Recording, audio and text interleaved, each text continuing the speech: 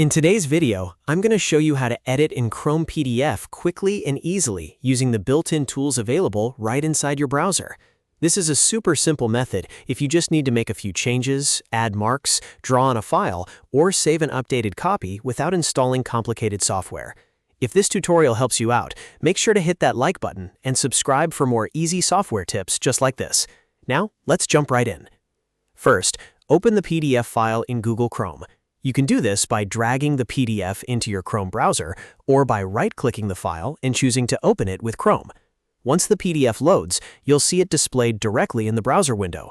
This is where Chrome makes things really convenient because you can view and make simple edits without switching to another app. Next, look for the Draw and Edit tools on the PDF toolbar. Depending on your Chrome version, this may appear as a pen icon, annotation tool, or edit option near the top of the page.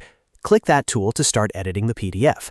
Once it's enabled, you can use it to draw, highlight, mark up, or make the changes you need. This is especially useful for adding quick notes, underlying important sections, or making visual edits to the document. Now, go through your PDF and make the edits you want. You can click and drag to draw directly on the file, or use the available editing options to adjust what you need. Take your time here and make sure everything looks correct before saving.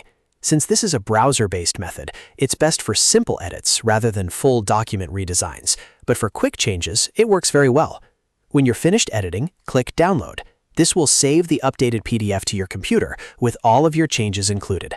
Be sure to choose the right save location so you can find the file easily later. After the download finishes, open the file again if you want to double-check that the edits were saved properly. And that's it. You've now learned how to edit a PDF in Chrome using a fast and easy built-in method.